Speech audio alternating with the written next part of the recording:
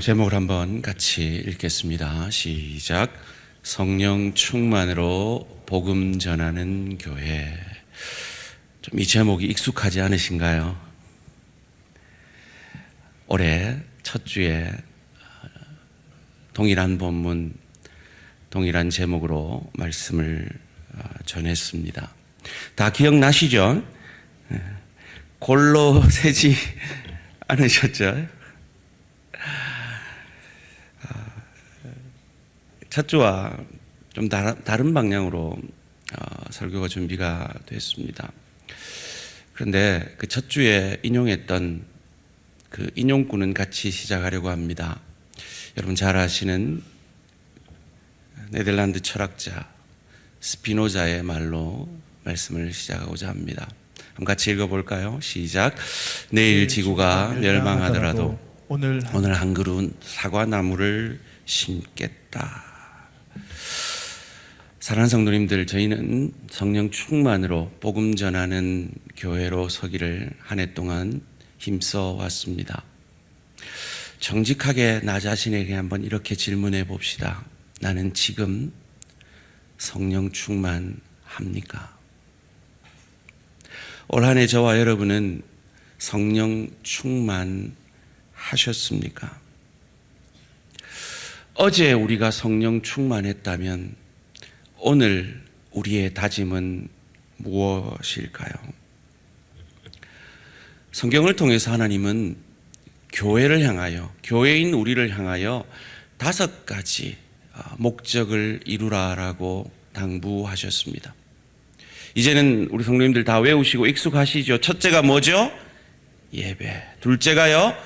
교제. 셋째가요? 훈련. 넷째가요? 사역. 5번째가요? 전도와 선교. 올해는 이 마지막 전도와 선교에 힘썼던, 그리고 제사역 6년차가 되는 내년엔 다시 예배의 핵심의 사역을 가지고 이 5가지 목적을 이루는 교회가 되어지기를 원합니다. 우리가 왜 전도하고 왜 선교해야 합니까? 주님 오실 날이 가까웠기 때문입니다.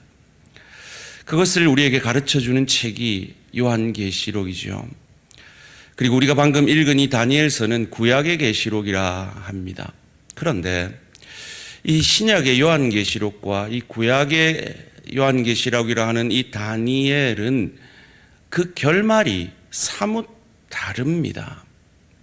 요한계시록 22장 마지막 장 1절에서 5절은 이렇게 우리에게 말합니다. 또 그가 수정같이 맑은 생명수의 강을 내게 보이니 하나님과 및 어린 양의 보좌로부터 나와서 길 가운데로 흐르더라. 강 좌우에 생명나무가 있어 12가지 열매를 맺되 달마다 그 열매를 맺고 그 나무 잎사귀들은 만국을 치료하기 위하여 있더라.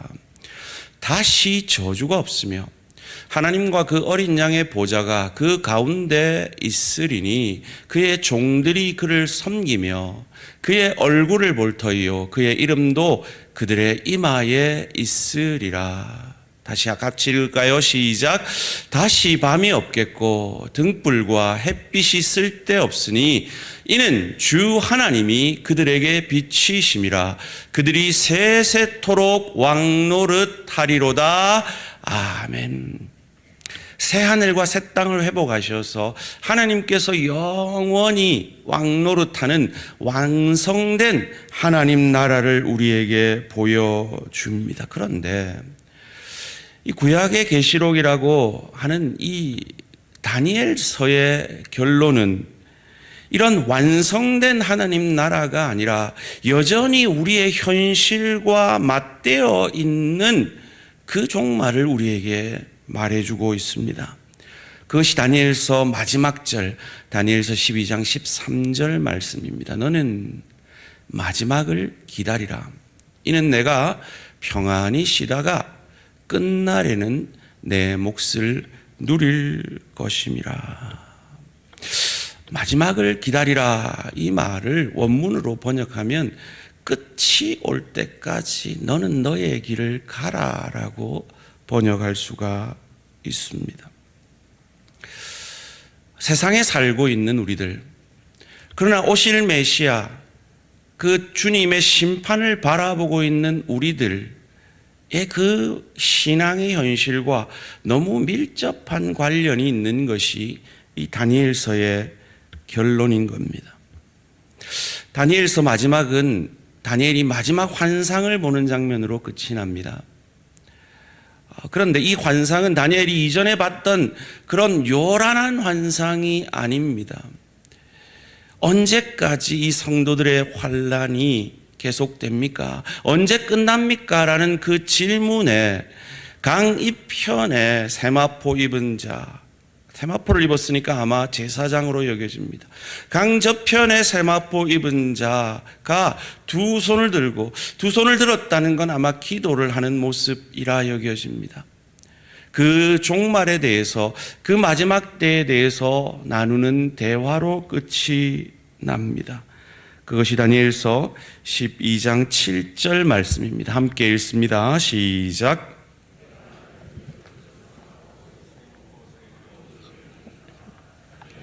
손을 들어 하늘을 향하여 영원히 살아계신 이를 가리켜 맹세하여 이르되 반드시 한때, 두때, 반때를 지나서 성도의 권세가 다 깨어지기까지니 그렇게 되면 이 모든 일이 다 끝나리라 하더라. 띄워주시고요.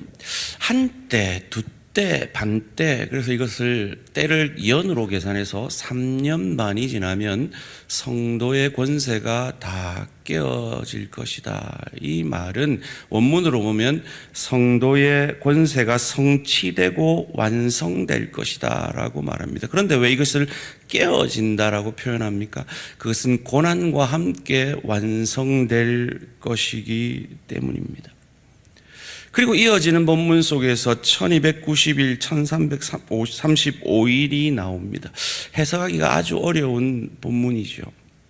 중요한 것은 그것이 언제냐가 아니라 하나님의 정한 때가 있다라는 것입니다. 그리고 그날은 길지 않다라고 위로해 주시는 겁니다. 그 위로와 함께 주시는 말씀이 다니엘서의 마지막 절 13절 말씀입니다. 너는 가서 마지막을 기다리라 하는 것입니다. 너는 끝까지 내 몫을 누릴 것이다. 너는 끝이 언제일지 알지 못하지만은 너의 길을 가라. 끝까지 충성하라 라고 잘 기다리라고 하는 것으로 이 다니엘서는 끝이 납니다. 여러분, 우리가 잘 기다리려면 어떻게 하는 것이 잘 기다리는 걸까요? 며칠 전에 저희 아내와 코스코를 갔습니다. 아내는 코스코를 가는 걸 아주 즐거워하고 저는 코스코를 가는 걸 아주 지겨워합니다. 그래서 저는 코스코를 가면 기다려야 됩니다. 어떻게 하는 것이 잘 기다리는 걸까요? 아무 말 없이 카트를 아내 뒤에 밀면서 아내가 이리 가면 이리 가고 저리 가면 저리 가고 절대로 시계를 봐서는 안 되고 절대로 쇼핑 다 했어라고 물어서도 안 되고 묵묵히 아내를 따라가든지 아니면 아내 손에 카트를 주고 어느 구석에 의자에 앉아가지고 뭐 설교 자료를 찾든지 뭐 스포츠 뉴스를 보든지 어찌해서든지 그 시간을 견뎌내어야 합니다. 바로 그와 같은 하나님께서 우리에게 마지막을 가르쳐 주시면서도 너는 잘 기다려라. 잘 기다리는 게 뭐냐? 너는 너의 길을 가는 것이다. 끝까지 충성하는 것이다. 끝까지 너의 자리를 지켜내는 것이다 라고 말씀하고 있는 겁니다. 이것이 어찌 가능할까요? 어떻게 잘 기다릴까요? 어떻게 끝까지 나의 길을 가고 충성할 수 있을까요? 다니엘에게 이것을 환상으로 보여주시면서 다니엘의 그 길 가운데 끝까지 충성하기 위해서 주신 축복이 바로 오늘 우리가 읽은 12장 3절 말씀입니다. 다 같이 함께 한 목소리로 읽습니다. 시작. 나는 궁창의 빛과 같이 빛날 것이요 많은 사람을 옳은 대로 돌아오게 한 자는 별과 같이 영원토록 빛나리라. 여러분, 참 아름다운 말인데 다니엘에게 이 축복이 도대체 어떤 의미가 있었을까요? 우리는 하나님께 받는 축복, 건강할 거야, 물질적 축복을 줄 거야, 관계가 좋아질 거야, 네 자녀 앞길이 잘 될 거야, 이런 건 아닌가요? 그런데 다니엘에게 주신 이 축복이 도대체 다니엘에게는 어떤 위로와 어떤 소망이 되었을까요? 곰곰이 다니엘의 생애에 대해서 이 말씀을 두고 묵상하였습니다. 참 다니엘은 어두움 가운데 그의 전생애를 보냈다고 해도 과언이 아닐 것입니다. 태어나자마자 그의 나라는 일촉즉발의 위기 가운데 있었습니다. 아니나 다를까 청소년기에 바벨론으로 끌려갑니다. 제가 묵상하는 중에 제가 뉴욕에서 목회할 때 매년 저희 성도님들과 함께 갔던 그 밀레니엄 극장이라는 그 펜실베니아주 랭캐스터라는 도시에 있는 뮤지컬 극장에서 봤던 다니엘이라는 뮤지컬이 생각이 났어요. 그 뮤지컬은 성경의 내용과 여러 가지 성경에 없는 자료들 그리고 작가의 상상이 더불어서 만들어진 작품들인데요. 그때 등장하는 다니엘은 이렇게 설정이 됐더라고요. 내시예요. 성기가 거세된 더 이상 사랑할 수 없는 사람이죠. 그런데 그는 끌려오기 전에 사랑하는 여인이 있었던 거예요. 더 이상 그 여인을 만날 수도 없었고 그 여인과 사랑할 수도 없는 어두운 존재가 되어버린 것이죠. 충분히 있을 수 있는 일이라 여겨집니다. 그처럼 다니엘은 그 어두운 이 바벨론이라는 환경 속에서 영원히 거기에 머물러야 했던 사람입니다. 그런데 그는 빛이신 하나님을 믿는 자였습니다. 어두움 가운데 영원히 있을 수 없고 그 가운데서도 빛을 유지해야 했던 사람입니다. 세상 속에 있지만 세상과 선을 그어야 했던 사람입니다. 세상을 섬겼지만 세상이 하나님을 섬기지 말라고 했을 때 그것을 거절했던 사람입니다. 세상의 힘을 가졌지만 그 힘으로 자기를 공격하는 사람들을 멸한 것이 아니라 기도로 그 시간들을 견뎌내었던 사람이었습니다. 그의 평생에 임한 어두움 속에서 치열하게 영적 전투를 하며 살았던 사람이라 할 수 있습니다. 마치 빛과 소금인 우리가 어둠 가운데 있는 세상 속에 나아갔을 때 그러한 것처럼 말이죠. 그때 다니엘에게 위로가 된 것이 무엇이었을까요? 오늘 본문을 통해서 우리는 짐작해 볼 수가 있습니다. 다니엘이 하늘의 별을 보며 위로를 받았을 것이라고요. 이 어둠 속에서 여전히 찬란히 빛나고 있는 그 별을 보고 말이죠. 여러분, 요즘 젊은이들의 로망 가운데 몽골에 가서 그 몽골 텐트에서 칠흑 같은 어둠 속에서 그 별 보는 게 로망 중에 하나래요. 내년에 저희가 이전에 맥주 감사원금 절반을 보내서 한 교회를 저희가 난방 시설을 해드리고 화장실 시설을 해드리고 그리고 사역자의 사역비를 지원하고 부활절과 크리스마스 때 그곳 아이들에게 선물을 저희 교회 이름으로 전달을 하고 또 할 것입니다.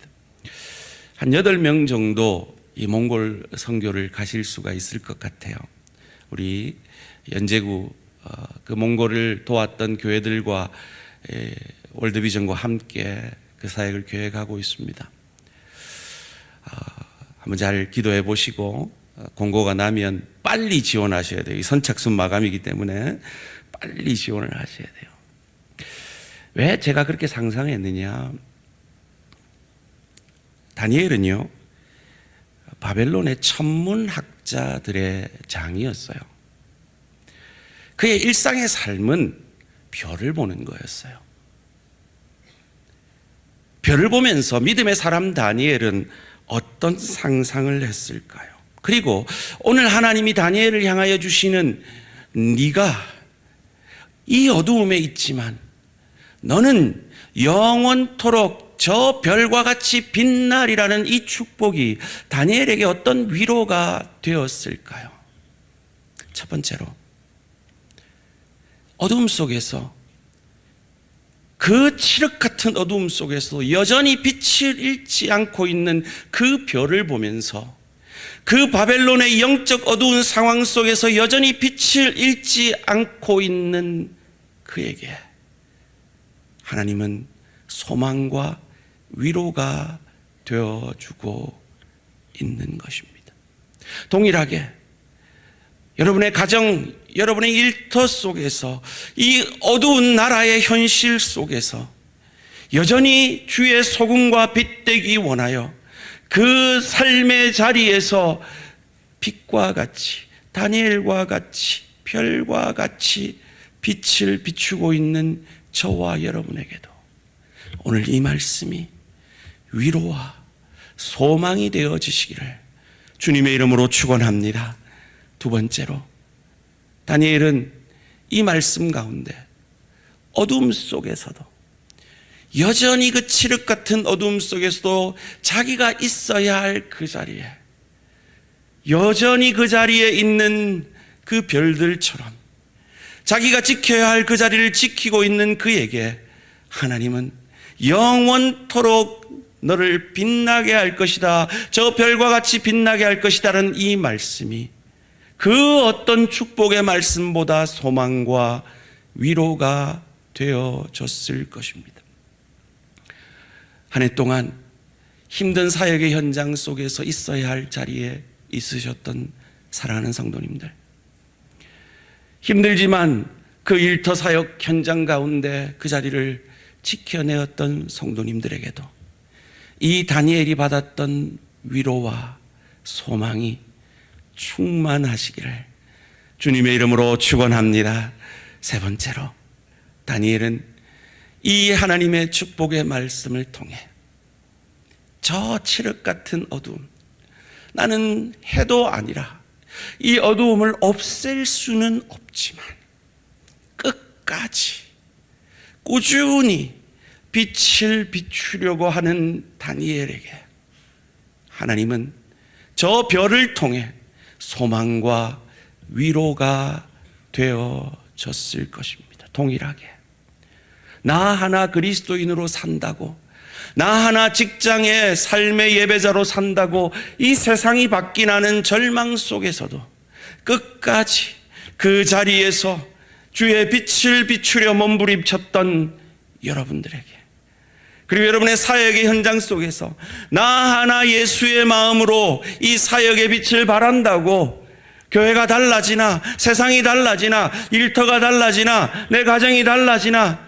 그 질문 속에서도 주님 주시는 그 위로로 끝까지 빛을 비추셨던 사랑하는 우리 대한 가족들에게도 이 말씀의 축복이 위로와 소망이 되어지시기를 주님의 이름으로 축원합니다. 그는 바벨론의 왕이 아니었습니다. 해가 아니었습니다. 그가 바꿀 수 있는 건 극히 미미했습니다.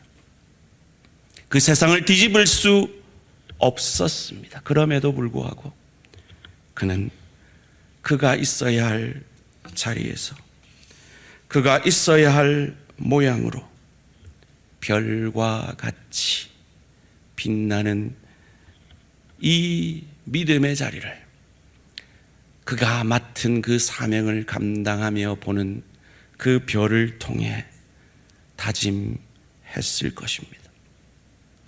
바벨론의 왕은 될 수 없지만 내게 주신 총리라는 이 자리에서 하나님의 영광을 위해서라면 이 자리를 내어놓을지언정, 사자밥이 될지언정 나는 내 빛을 비추리라. 그 믿음을 보시고 하나님은 다니엘을 네 믿음이 영원토록 별과 같이 빛날 것이다 축복해 주고 계신 것입니다. 그 축복의 결과, 그 믿음의 결과가 죽으면 죽으리라이며 그리 아니하실지라도이며 죽음의 위협 속에서도 하루 3번 예루살렘을 향하여 창을 열고 감사의 기도를 드린 것이었습니다. 다니엘서 3장 18절 말씀 함께 읽습니다. 시작. 그렇지 아니할지라도 왕이여 우리가 왕의 신들을 섬기지도 아니하고 왕이 세우신 금신상에게 절하지도 아니할 줄을 아옵소서. 다니엘서 6장 10절 말씀입니다. 다니엘이 이 조사의 왕의 도장이 찍힌 것을 알고도 자기 집에 돌아가서는 윗방에 올라가 예루살렘으로 향한 창문을 열고 전에 하던 대로 하루 3번씩 무릎을 꿇고 기도하며 그의 하나님께 감사하였더라. 하나님은 다니엘을 참 잘 아시는 것 같아요. 그가 평생 무엇을 소원했는지 아시는 것 같아요. 그가 부자 되기를 소원했으면 하나님은 아마 너 부자 될 거야 라고 축복하셨을 거예요. 그가 건강만을 바랬다면 너 평생 건강할까요? 라고 축복하셨을 것 같아요. 그가 자녀 잘 되는 것만 바랬다면 네 자녀 잘 될 거야 라고 축복했을 것 같아요. 그런데 하나님은 다니엘이 무엇을 소원했는지 알고 계신 거예요. 저 하늘의 별과 같이 그가 있어야 할 자리에서 꾸준히 그 빛을 잃지 않고 비추기를 원하는 그의 믿음을 보시고 그는 이와 같이 하나님 앞에 축복을 받은 것입니다. 사랑하는 성도님들, 다니엘이 이 고백을, 이 축복을 받을 때 그의 삶은 끝나고 있었습니다.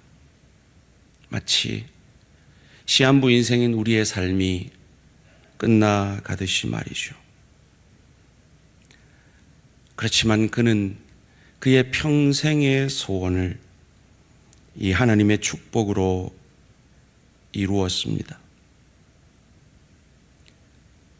네가 이 별과 같이 빛을 잃지 않고 내가 있어야 할 자리에서 꾸준히 끝까지 비춘 그 믿음은 결코 없어지지 아니하고 네가 죽은 이후에도 저 하늘의 별과 같이 너의 믿음과 함께 자자손손 전해지리라. 그 축복을 다니엘에게 하고 있는 것입니다. 소원합니다. 우리 대항의 모든 성도님들도 여러분의 가정 가운데 자자손손 이 다니엘이 받았던 축복을 받아 누리시기를 주님의 이름으로 축원합니다. 스피노자가 뭐라고 했다고요? 내일 지구가 멸망하더라도 오늘 한 그루 사과나무를 심겠다. 어제 여러분이 성령 충만하셨다면 오늘 여러분의 소원은 단 한 가지입니다. 어제처럼 살겠다입니다. 어제 내가 심은 것처럼 오늘도 나는 사과나무를 심겠다라는 것입니다. 그런 마음으로 암울한 현실 속에서 별과 같이 빛난 한 사람이 있었습니다. 기독교 역사상 가장 어두웠던 시대, 가톨릭 이 가장 부패하고 가장 타락했던 그 시대에 하나님은 별과 같이 빛나는 믿음의 사람 루터를 들어서 종교개혁의 기치를 깃발을 올렸습니다. 아마 그의 시도는 계란으로 바위치기 같은 것이었을 겁니다. 마치 저 어둠 속에서 별 하나가 비추는 빛이 세상을 환하게 할 수 없었듯이 말이죠. 그런데 하나님은 놀랍게도 그 별과 같은 희미한 빛, 한 사람의 믿음의 고백, 그 고백을 통해서 오늘 우리에게 이 프로테스탄트 기독교라는 선물을, 복음이라는 선물을, 성경이라는 선물을 우리에게 돌려주셨습니다.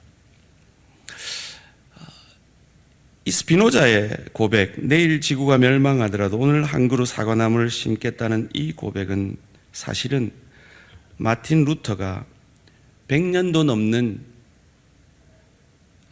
시기에 그 전에 그의 고백으로 남겼던 고백입니다.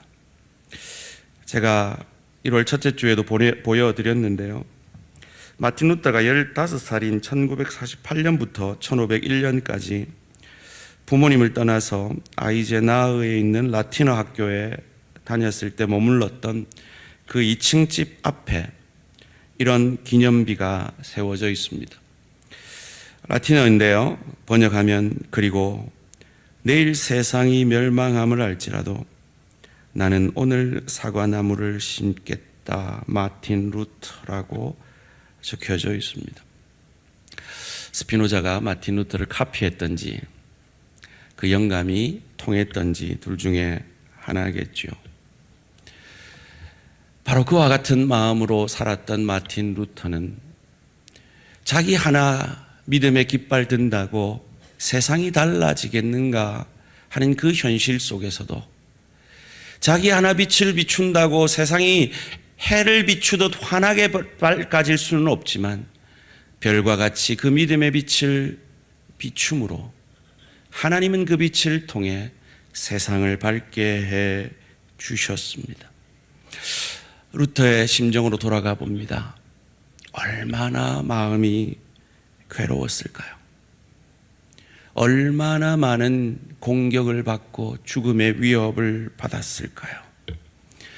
그를 따르고 그를 사랑했던 사람들이 욕하고 침뱉는 그 현실 속에서 그를 떠나갈 때 얼마나 마음이 아팠을까요?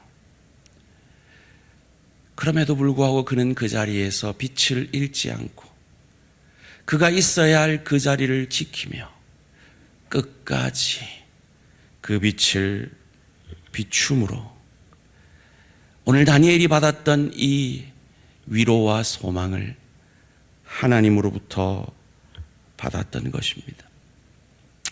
사랑하는 성도님들, 올 한 해 마감되고 있습니다. 제가 몇 주 전에 기도원에 가면서 연초에 받았던 여러분의 기도 제목들을 가지고 그 기도 제목들을 하나님 앞에 올려드리는 시간을 가졌는데요. 그 기도 제목들을 가지고 기도하다 보니까 참 하나님 신실하시게 응답하셨다라는 기도 제목들도 많았지만 하나님 아직도 기다리게 하시는 기도 제목도 많이 있었습니다.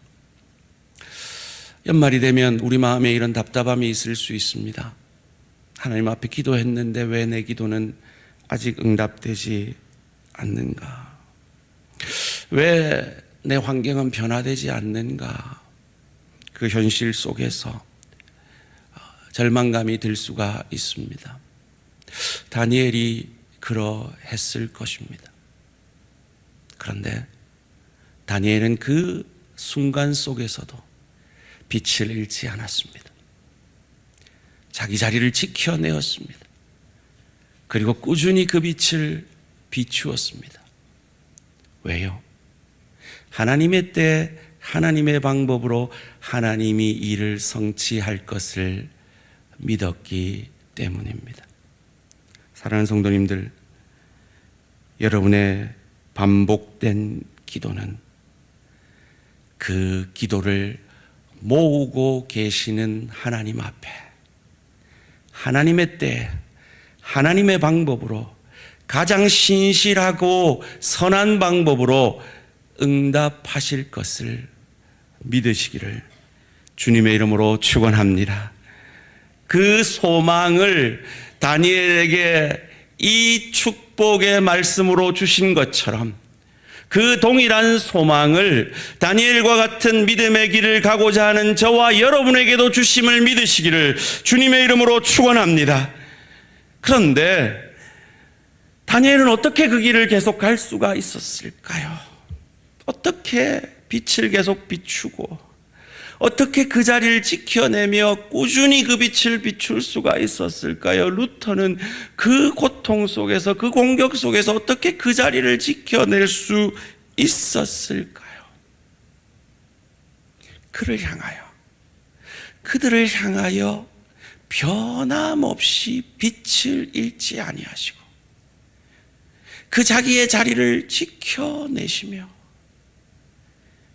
꾸준히 끝까지 그 은혜의 빛을 비추어 주시는 참별, 참 계명성, 새벽별 대신 오신 메시아 그리스도를 바라봄으로 그 길을, 그 빛을 계속 비출 수 있었는 줄 믿습니다.